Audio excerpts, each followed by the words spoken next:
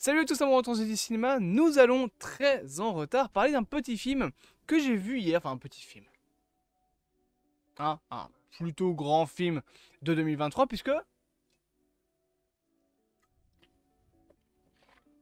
je pensais qu'elle était vide de base. Puisque nous allons parler du coup aujourd'hui de Oppenheimer. J'ai vu le film hier, avant-hier, enfin hier pour moi mais c'était donc samedi. Pour résumer. Donc le petit film Oppenheimer, réalisé par Christopher Nolan, sorti je sais plus quand. Je pense que c'est en juillet qui est sorti. Bah, en plus c'est marqué le 21 juillet aux États-Unis, donc ça devait être le 19 je pense chez nous. Film qui donc raconte l'histoire de Robert J. Oppenheimer, connu comme étant entre guillemets le créateur de la bombe nucléaire. En tout cas de la bombe atomique, étant donné qu'il a participé à la conception de la bombe durant le projet Manhattan et qu'il a participé aussi à pas mal de choses, comme nous le raconte le film.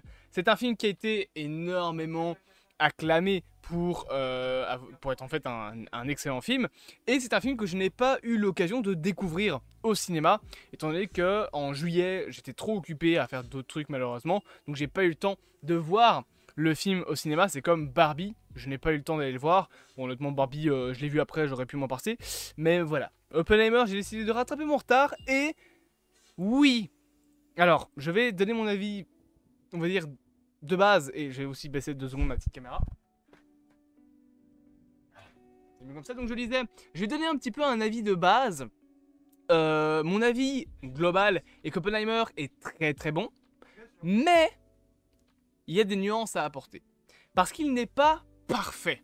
Alors c'est un excellent film, est-ce qu'on peut dire que c'est un chef-d'œuvre? Je dirais peut-être pas ça. Je dirais pas que c'est un chef-d'œuvre. Oui, c'est un excellent film, un des meilleurs films de Christopher Nolan. Mais par exemple, je trouve qu'il est inférieur à Interstellar. En tout cas, j'ai préféré. Enfin, bien que. Je sais pas si j'ai préféré Interstellar ou Oppenheimer. En fait, je suis encore un petit peu divisé. Mais est-ce que c'est un chef-d'œuvre? Ça, pour moi, c'est compliqué à dire. Qu'est-ce qu'un chef-d'œuvre? Un chef-d'œuvre, c'est un film qui est parfait, mais rien n'est parfait dans le monde. Sauf certains films. Par exemple, pour moi, Jurassic Park est un chef-d'œuvre. Après, je passe beaucoup plus un moment agréable devant Jurassic Park parce que je surkiffe mes grands morts ce film. Là où Oppenheimer, oui, j'ai passé un excellent moment, mais pour moi, il reste inférieur à Jurassic Park dans mon cœur. Après, on peut dire est-ce que c'est un chef-d'œuvre ou pas. Ça, j'ai envie de dire, ça dépend des gens. Mais pour moi, mon avis global, c'est que c'est un excellent film qui a beaucoup de choses pour plaire, mais qui a quelques petits problèmes. Notamment, concernant le personnage principal, c'est con, mais Robert Oppenheimer. C'est un film qui est centré sur Oppenheimer, donc sur sa vie, sur son implication dans le projet Manhattan, etc. Et même si je suis au courant que le sujet principal du film, c'est beaucoup plus sa participation au projet Manhattan et à la construction, la conception des bombes atomiques, et du coup non pas à la vie d'Oppenheimer tout court, j'aurais peut-être aimé un peu plus de scènes de son passé avant les bombes. En fait, le problème que j'ai, c'est que le début du film s'ouvre sur la vie d'Oppenheimer. Donc le début avant qu'il soit institué au projet Manhattan. Ça dure, je pense, une bonne vingtaine de minutes. Grand maximum. Voire beaucoup moins. Voilà. La plus grosse partie du film, bien évidemment, c'est la conception de la bombe atomique et les découvertes qui ont été faites durant tout ça. Et je trouve que cette partie va trop vite. Dans le sens où on nous propose, Christopher Nolan, pour cette scène-là, nous propose un montage métrique. Donc ça veut dire un montage métrique, c'est une séquence de plans, enfin une suite de plans qui va plutôt vite. Souvent c'est des plans qui sont assez rapides. Donc c'est une séquence entière avec pas mal de petits plans où il y a globalement juste, c'est un enchaînement de plans. C'est plus ou moins ça un montage métrique. Et c'est plus ou moins ce qu'on nous propose avec quelques images subliminales de ce que je suppose être la manière de fonctionner de la mécanique, enfin pas de la mécanique quantique, mais de la science quantique, des atomes, etc. avec des espèces de fils qui ouvrent les yeux à Oppenheimer.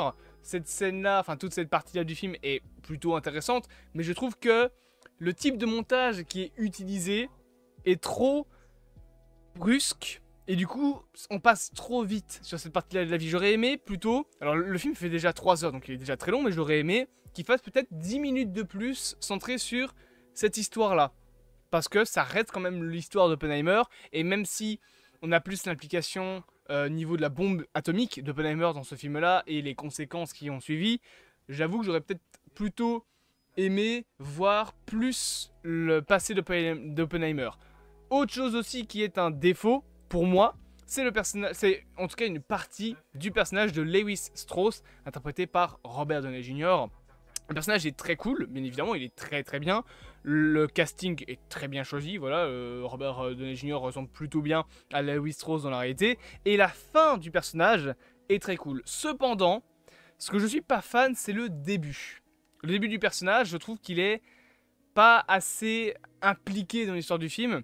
Et du coup, la toute fin te semble un petit peu venir brusque. Parce que bah, la toute fin, c'est comme dans la réalité. Hein. Lewis Strauss fait en sorte que Oppenheimer perde son habilitation à la sécurité des États-Unis et soit globalement déshabilité par. Enfin, qu'il soit plus. Qu'il ait plus son habilitation, qu'il ne soit plus au centre de l'importance, on va dire, des États-Unis, un petit peu pour le discréditer.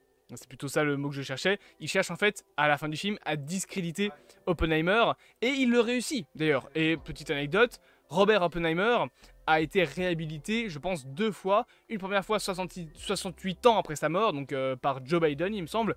Et bien évidemment, beaucoup plus tôt, il a été réhabilité, il me semble, à l'époque de John Fitzgerald Kennedy, par le gouvernement des États-Unis. Mais du coup, Lewis Strauss a réussi entre parties son plan, parce qu'il y a quand même un truc qui ne réussit pas, c'est à rester au gouvernement. Étant donné que tu as un scientifique qui va alors à ce moment-là arriver, donner un constat contre Lewis Strauss en lui disant voilà en fait c'est lui qui a fait ça, c'est lui qui a fait ceci, et Lewis va perdre à quasiment 50% des voix, donc il était quasiment sûr de pouvoir rester au gouvernement, sauf que 4 réfractaires.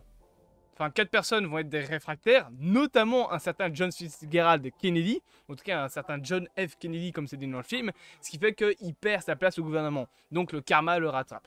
Mais le truc que je n'aime pas beaucoup, c'est le début du personnage. Comme on ne le met pas beaucoup en avant, son arc à la fin du film vient un petit peu de nulle part, je trouve. On ne développe pas, par exemple, la confrontalité, je sais pas si on peut appeler ça comme ça, entre Lewis et Oppenheimer. Là, vous le voyez à cette image, les deux ont l'air de plutôt bien s'entendre. Et ça, c'est une image du début du film. Il n'y a pas d'animosité entre les deux. Alors que pourtant, dans la réalité, Lewis Strauss détestait Oppenheimer, et ça bien avant l'après-guerre. Donc je trouve que ça aurait été peut-être un peu plus intéressant de développer ça, parce que oui, ok, c'est montré comme une révélation à la fin du film, en mode que Lewis Strauss a tout manigancé, mais le problème c'est que le personnage est trop secondaire au début, que pour que ça ait un impact un peu plus gros. Ça aurait eu un plus gros impact si Lewis Strauss avait été un peu plus montré dans le film. Après, Robert Downey Jr. le joue très très bien. Il me semble qu'en plus il a gagné une récompense pour le meilleur second rôle dans un film. C'est techniquement l'antagoniste. Après, est-ce qu'il y a vraiment un antagoniste au film Oppenheimer? Parce que techniquement, si on doit avoir un antagoniste, ce serait plutôt le gouvernement américain. Mais c'est un peu compliqué dans un film biopic d'avoir un antagoniste parce que ça raconte l'histoire de quelqu'un. Et il n'y a pas qu'un seul méchant dans l'histoire d'un homme, il y en a plusieurs. Vous ne rencontrerez pas qu'un seul connard dans votre vie, bien évidemment. Autre chose dont on va parler un petit peu, c'est pas cette image-là que je voulais vous mettre, c'est plutôt cette image-là, non plus. Cette image-là, voilà, parfait. C'est le développement de la romance. Enfin, la romance, c'est un bien grand mot. Comment est-ce que je peux appeler ça? Bah, du plan cul, globalement, c'est ce que c'est. En tout cas, de la pseudo-romance entre Robert Oppenheimer, interprété bien évidemment par Cillian Murphy, et Jeanne, je pense que c'est Jane Tavok, je pense que c'est ça son nom, donc qui est une biologiste, il me semble, et qui est réellement existé, hein, mais évidemment, tous les personnages qu'on a dans le film sont des personnages réels, interprétés ici par Florence Pugh. J'ai eu beaucoup de mal à m'attacher au personnage de Jane Tavok. Alors déjà, je connaissais la personne en tant que telle dans la réalité, donc je savais qu'elle avait fini par décéder en 1944, donc quand le film arrivait en 1943, je me disais « Hé, ma grande, l'année prochaine, t'es morte !»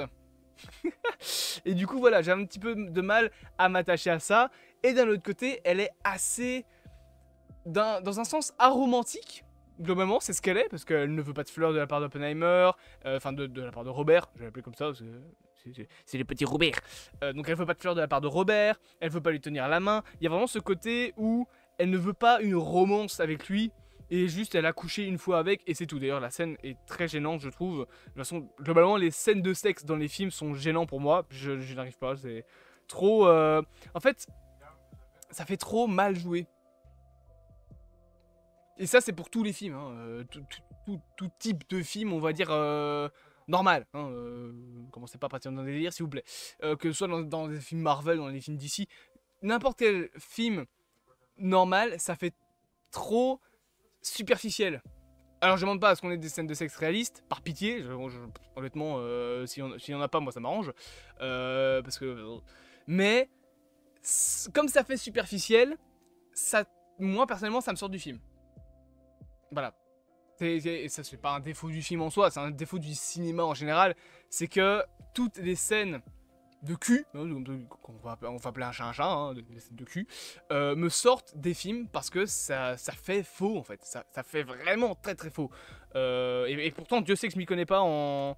Voilà, en tout ce qui est ce genre de choses. Mais donc, leur petite romance en soi est plutôt bien exploitée. À part le fait que, étant donné qu'elle est romantique, étant donné qu'elle se comporte en connasse, enfin je veux pas vraiment dire en connasse, mais qu'elle se comporte pas comme elle devrait se comporter, donc elle se comporte pas comme une petite amie, elle se comporte plus comme quelqu'un qui va à droite à gauche avec Oppenheimer, ben t'as un peu du mal à t'attacher à elle, même si c'est tout de même intéressant son développement. Il y a juste un truc que je me permets de dire, c'est concernant la scène de son décès, parce qu'on la voit du coup prendre des médicaments, écrire à moitié une lettre, et puis plonger sa tête dans une baignoire. Le seul truc qui pour moi est un défaut avec cette scène, c'est qu'on voit une main noire qui la plaque en fait dans la baignoire, ce qui illustre qu'en réalité, le personnage de Jane Tavok c'est non pas suicidé, mais c'est fait tuer. Et je trouve que le film aurait dû laisser planer le doute, genre ne montrer que le cadavre, parce que IRL, on ne sait pas. On ne sait toujours pas si c'est un meurtre ou si c'est un suicide. Il y a des rumeurs et des théories qui disent que c'est un meurtre, mais ce n'est pas confirmé. Là, le film confirme que c'est un meurtre, parce qu'on voit une main qui la noie. À moins que ce soit une imagerie de la dépression de Jane Tavok, parce qu'elle est dépressive, globalement, ça peut être qu'un meurtre. Voilà, ça paraît logique. Après, j'aurais préféré qu'on ait juste une scène, donc un zoom, comment on dit, un travelling quoi, un zoom inversé, voilà, c'est ça le mot que je cherchais, où tu vois juste le corps de Tavok dans sa baignoire. Ça aurait plutôt été plus approprié que de dire voilà, c'est un meurtre, c'est sûr et certain, alors que on le sait pas en fait. Il n'y a pas de preuves tangibles qui ont tranché sur est-ce qu'elle s'est suicidée ou est-ce que c'est un meurtre. Là, je parle de la réalité, je parle pas dans le film. Mais après ça, voilà, le personnage est intéressant, plutôt bien, plutôt bien écrit, je disais, et c'est un personnage qui est très bien joué de la part de Florence Pugh. Maintenant, je vais parler un petit peu plus en général d'un point du film, c'est concernant la bombe atomique. Alors, il a été, et on m'a rabatiné les oreilles pendant des mois sur le fait que Nolan je veux pas dire vanté, mais a vanté son film en disant la bombe nucléaire n'est pas quelque chose en image de synthèse, dans le sens où ils ont réellement fait exploser quelque chose. Alors, c'est pas une bombe atomique, hein, ils sont pas tarés, ils ont pas fait réellement exploser une bombe pour le film. C'est un mélange, il me semble, d'essence d'un certain produit inflammable, je sais plus c'est quoi les mélanges, mais ils ont utilisé ça. Est-ce qu'ils n'ont pas utilisé du mercure par hasard? Je ne sais plus. Mais en tout cas, voilà, ils ont utilisé d'autres produits pour faire la bombe. Et il faut avouer que tout le film... Oh, je bug, c'est bon. Tout le film, c'est plutôt un film posé, plutôt calme. Je me permets de boire. C'est un film qui, voilà, prend le temps de raconter son histoire, etc. Et tout le build-up qu'il y a dans le film est très très cool jusqu'au moment de la bombe. Parce que au moment où tu as l'explosion de la bombe, techniquement, c'est la fin du film.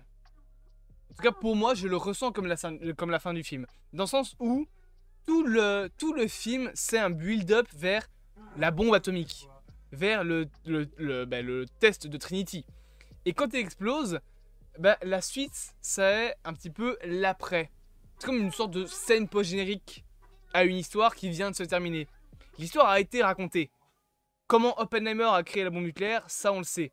Et le film se divise vraiment en deux parties à ce moment-là. Ce qui s'est passé après et ce qui s'est passé avant. Ce qui s'est passé après est très cool, hein, c'est pas le problème, c'est juste que tu sens vraiment une friction entre les deux, genre. Après cette partie-là, tous les personnages qui étaient principaux à l'histoire, la plupart d'entre eux deviennent secondaires. On t'introduit beaucoup de nouveaux personnages. On t'introduit beaucoup plus, notamment la femme d'Oppenheimer, donc je sais plus comment elle s'appelle, Kitty, ouais c'est ça, Kitty, qui est interprétée par Emily Blunt. On te retire beaucoup le personnage de Matt Damon, donc le général il me semble, ou le colonel, non c'était le colonel donc avec son petit chapeau et sa petite moustache. Lui, on te le retire. En fait, on va beaucoup plus te mettre en avant d'autres personnages après la bombe que avant. Alors en soi, ça paraît logique, hein, parce que les personnes qui sont importantes dans l'histoire de l'après-explosion ne sont pas les mêmes que ceux qui étaient importants avant l'explosion. Mais voilà, c'est plutôt intéressant de préciser, il y a vraiment une friction entre les deux. Un point que j'aime énormément dans le film aussi, déjà c'est son réalisme, bien évidemment, ça paraît logique, mais c'est le moment où les États-Unis, enfin où le comité donc qui a créé le test Trinity doit réfléchir sur quelle ville ils vont atomiser. Parce que tu ressens un petit peu un message différent de ce qu'on peut imaginer, parce que nous, si on réfléchit pas plus loin que le bout de notre nez, les tests, enfin les tests, c'est pas des tests, les bombes d'Hiroshima et de Nagasaki, on peut voir les États-Unis comme des connards qui ont littéralement tué des dizaines de milliers de personnes. Parce que, bah, ils ont bombardé deux villes.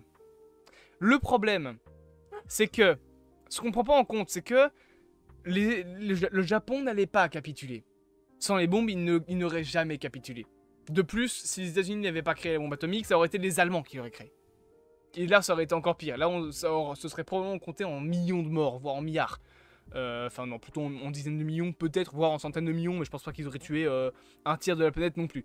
Mais le problème, c'est que si on reprend le truc dans le sens inverse, que juste c'est des bombes, les États-Unis le savaient très bien, le Japon n'aurait jamais capitulé. Sans les bombes en tout cas. Le fait de s'être fait bombarder a empêché au Japon d'attaquer de nouveau. Et donc de tuer des Américains comme des Japonais. Parce que sans la bombe atomique, le Japon comme les États-Unis auraient continué à faire la guerre et se seraient tous les deux ensevelis dans cette guerre. Ça aurait continué et la guerre froide aurait été beaucoup plus longue. La Seconde Guerre mondiale aurait été beaucoup plus longue, même si on aurait plus parlé à ce moment-là d'une Seconde Guerre mondiale terminée, mais continuer avec une guerre japonaise-américaine. Mais ce serait devenu une boucherie en fait, où des dizaines de milliers de personnes, d'un camp comme de l'autre, seraient morts. Avec l'explosion des deux bombes, oui, ils ont tué, je pense c'est quoi, c'est 30 000 personnes qui sont mortes avec les deux bombes, je sais plus, mais ils ont tué des dizaines de milliers de personnes, certes, mais on ne compte pas le nombre de vies hypothétiquement épargnées par les bombes. Après, d'un autre côté, le film nous fait aussi penser sur le côté un peu plus émotif de tout ça. D'ailleurs, je vais parler de ça juste après, parce que, bah, bien évidemment, ton pays se fait atomiser deux fois la gueule. Hein, une première fois pour montrer, hey, les Américains ils ont la bombe, et une deuxième fois pour montrer, ils peuvent continuer à vous bombarder si vous capitulez pas. C'est ce qui est dit dans le film. Hein. Ils ont créé deux bombes atomiques, Fat Man et Little Boy. Une première pour montrer au monde qu'ils ont la bombe, et une deuxième pour faire en sorte que les Japonais comprennent que ils atomiseront. Ils ont assez de stock. En réalité, ils en avaient que deux, mais c'est une tactique qui devait fonctionner, sinon c'était la merde. Mais du coup, cette explosion, ces deux explosions-là, si ton pays se fait atomiser deux fois la tronche, ça laisse une empreinte indélébile. Encore aujourd'hui, il y a des Japonais qui sont traumatisés par les bombes d'Hiroshima et de Nagasaki. Les villes en soi ont pris des années à se reconstruire, la population a pris des années à s'en remettre, et bah, ça paraît logique. Après, le film Oppenheimer ne prend pas vraiment en compte ce truc-là. Beaucoup de gens d'ailleurs, enfin beaucoup de gens, non, quelques gens d'ailleurs, ont dit ouais, j'aurais aimé plus voir l'implication du Japon. C'est une chose que je comprends. C'est vrai que j'aurais aimé, c'est un peu titillé par le film, mais c'est vrai que j'aurais aimé qu'on voie un petit peu le point de vue japonais, genre qu'est-ce qu'ils en ont, comment est-ce qu'ils l'ont vécu eux, parce que là on voit vraiment comment ont vécu les États-Unis ce conflit, comment ils l'ont vécu. On voit pas comment les Japonais ont vécu ce conflit. Et j'aurais aimé qu'on le voie. Cependant, je vais défendre le film sur un point, c'est que bah, c'est un film sur Oppenheimer, pas sur la bombe atomique en elle-même. C'est vraiment un film sur Oppenheimer et son implication dans l'histoire de la bombe atomique. Ça aurait été un film sur l'histoire de la bombe atomique. Déjà, on aurait dû commencer avec Einstein et la relativité générale, etc. et la théorie de la fission atomique. Mais là, on aurait pu parler des Japonais. Il y a probablement des films qui racontent comment est-ce que le Japon a vécu ces deux bombes. D'ailleurs, je pense que le plus intéressant serait de voir un film qui parle de comment les Japonais ont vécu les explosions, mais un film japonais sur comment le pays a vécu les explosions. Parce qu'un film sur les conséquences japonaises des explosions fait par un Américain, ce sera un avis biaisé. Ce sera un avis d'Américain. Si c'est un avis d'un mec japonais qui parle de l'histoire de son pays, je pense qu'il sera peut-être un peu plus honnête. Je pense. Donc, voilà. Je suppose que ça doit exister, des films qui parlent de comment les Japonais l'ont ressenti. Et de toute façon, dans la culture populaire, l'explosion des deux bombes de Hiroshima et Nagasaki, bah, on a vu l'implication. On a vu le traumatisme. Et tout con, je vais vous citer un nom qui est la preuve de ce traumatisme, Godzilla. Godzilla est né du traumatisme des Japonais de l'atome, des bombes atomiques. Parce que Godzilla, c'est quoi? C'est une créature qui a été atomisée, qui s'est fait atomiser. Donc, qui depuis est devenue mutante et détruit le Japon. Une créature créée par la bombe, enfin par l'atome, qui détruit le Japon. C'est une allégorie des bombes nucléaires. Donc, voilà, on le voit dans la culture populaire, comment les Japonais l'ont vécu. C'est vrai que ça aurait peut-être été plus intéressant d'en voir un peu plus, mais encore une fois, je pense pas que ce soit le sujet du film. Et petite mention spéciale, c'est un peu ce que j'ai à dire, après on fera un petit avis global, sur le personnage d'Albert Einstein. J'aime beaucoup le personnage d'Albert Einstein dans le film, je le trouve plutôt cool, et j'adore le message de fin. J'adore le message de fin avec Oppenheimer qui dit oui Albert, quand je vous ai vu, quand je suis venu vous voir avec vos calculs, on avait parlé qu'on pouvait créer une réaction en chaîne qui détruirait le monde. T'as Albert qui lui répond oui, et eh bien je pense qu'on l'a créé. Aujourd'hui, où est-ce qu'on en est? Les États-Unis ont 6000 têtes nucléaires, la Russie en a 3000, et on est passé à ça 45 fois dans l'histoire de se faire exploser la tronche. Il avait raison.